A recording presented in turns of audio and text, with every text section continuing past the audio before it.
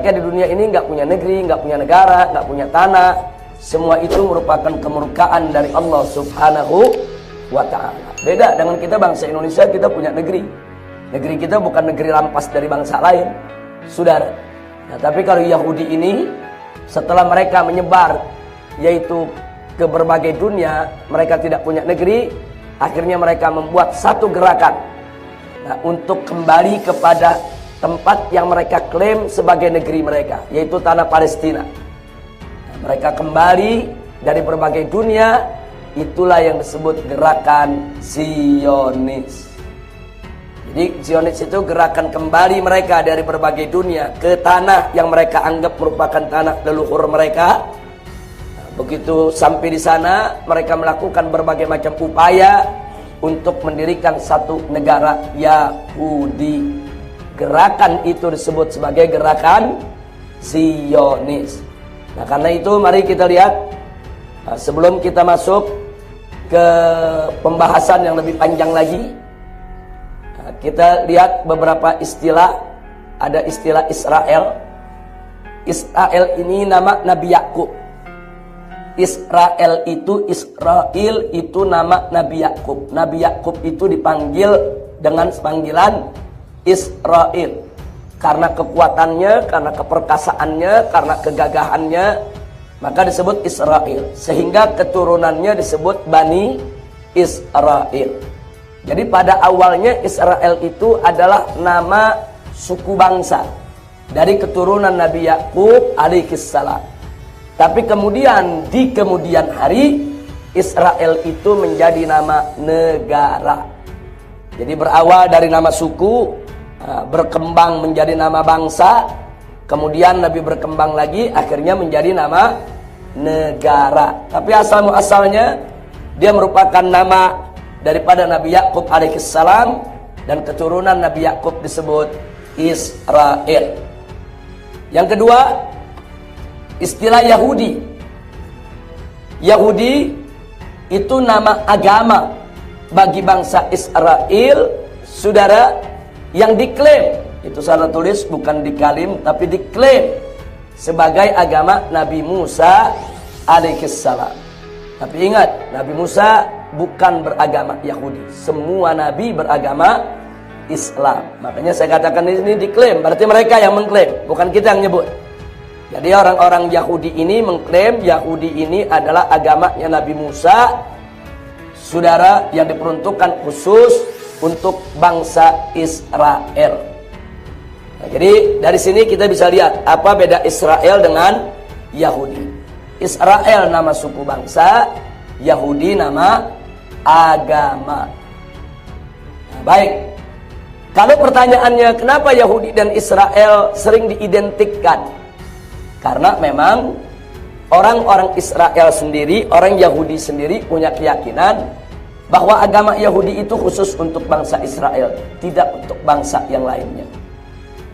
Jadi setiap Israel harus jadi Yahudi, dan Yahudi itu hanya untuk bangsa Israel. Sehingga di kemudian hari Israel dan Yahudi itu menjadi identik. Jadi orang kalau dengar Israel, Yahudi, Yahudi, ya Israel, itu menjadi identik. Walaupun sebetulnya Israel itu adalah nama suku bangsa, sedangkan Yahudi nama agama. Nah, baik. Yang ketiga, ada istilah Zionis. Nah, Zionis ini ialah gerakan politik Yahudi untuk membangun kerajaan Israel Raya. Nah, itu yang tadi saya ceritakan. Begitu mereka terusir kemana-mana, apalagi di zaman Hitler, nah, itu pasukan Nazi mengejar-ngejar bangsa Yahudi. Dimanapun mereka berada, mereka dikejar, mereka dibunuh. Saudara, mereka lari ke Inggris dikejar, mereka lari ke Prancis dikejar, mereka lari ke Eropa, di mana-mana dikejar. Jadi tentara Nazi tidak peduli, pokoknya di mana ada Yahudi mereka kejar. Nah, mereka kejar dan mereka bunuh. Banyak orang-orang Yahudi yang dibunuh. Nah, akhirnya kemana mereka mencari perlindungan ketika itu? Akhirnya mereka mencari perlindungan di negeri Islam. di khilafah Turki Utsmani, saudara, yang ketika itu dipimpin oleh Sultan Abdul Hamid, saudara. Dan begitu mereka masuk ke negeri Islam, mereka aman.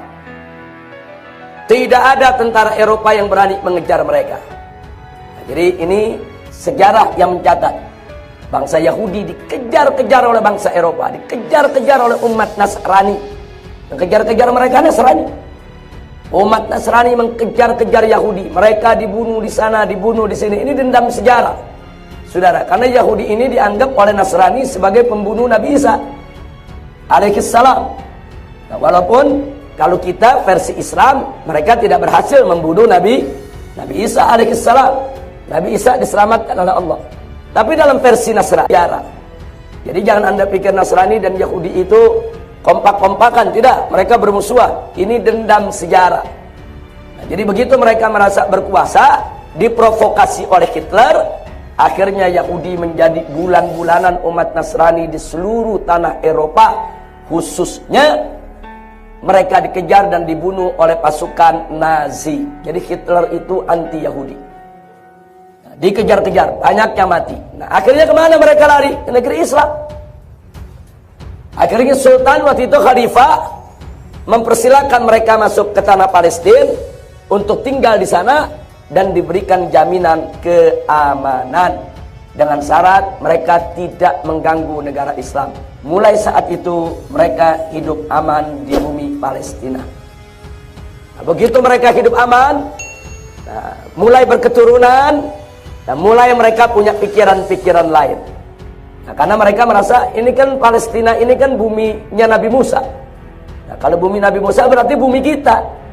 Karena Nabi Musa itu nabi yang dimuliakan oleh bangsa Israel, Yahudi.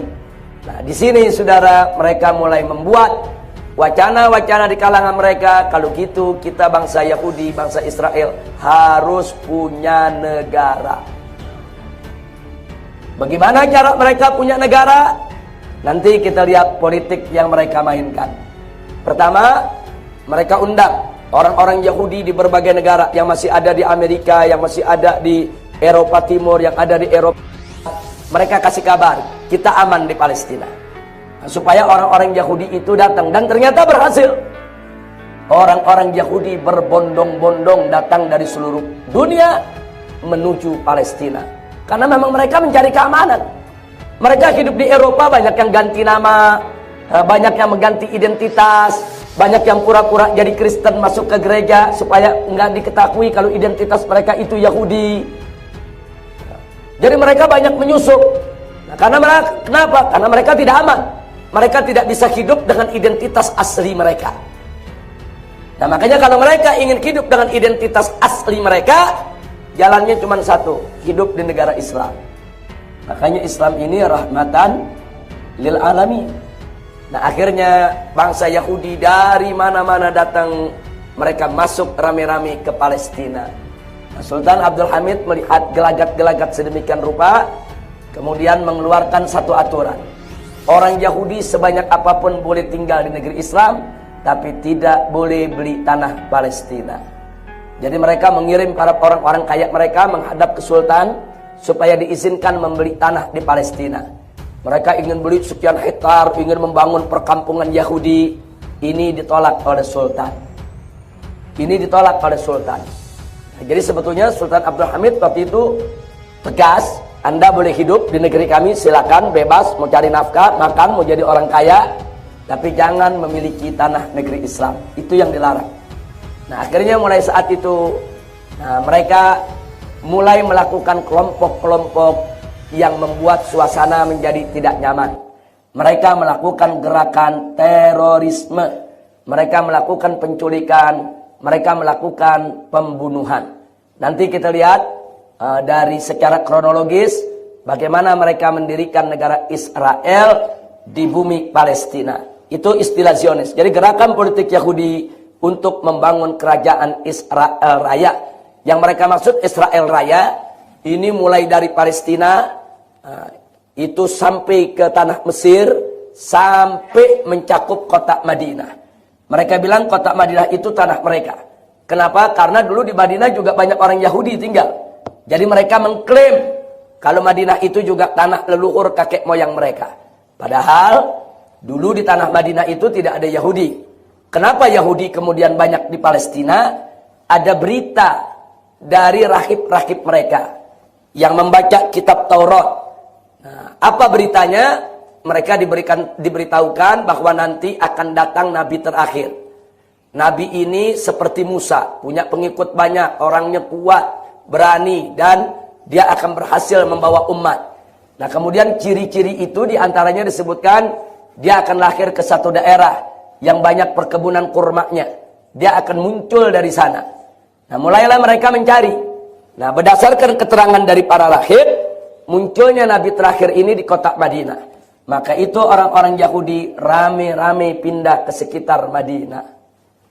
Nah, jadi kenapa mereka rame-rame pindah ke sekitar Madinah? Karena mereka berharap Nabi terakhir lahir dari keturunan mereka. Tidak boleh dari keturunan yang lain. Makanya mereka sangat terkejut begitu Nabi yang terakhir ternyata bukan keturunan Yakub, bukan keturunan Ishak, tapi keturunan Ismail alaihissalam. Itu mereka tidak terima. Jadi kenapa mereka tinggal di Madinah? Mereka tahu Nabi terakhir akan muncul di Madinah. Mereka berharap Nabi terakhir itu akan lahir dari keturunan mereka.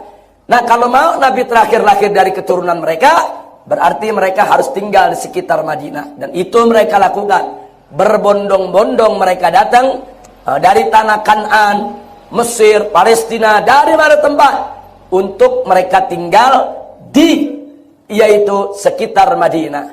Berarti saya mau tanya, kalau gitu di Madinah mereka penduduk asli atau pendatang? Pendatang. Tapi saat ini mereka bilang enggak. Madinah tanah asli kami.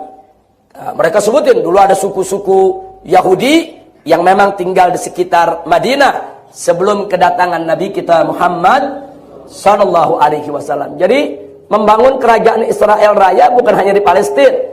Mereka ingin kuasai seluruh jazirah Arab, termasuk sebagian daripada jazirah Afrika, khususnya Mesir, yang mereka anggap itu tanah leluhur mereka. Sampai di sini jelas?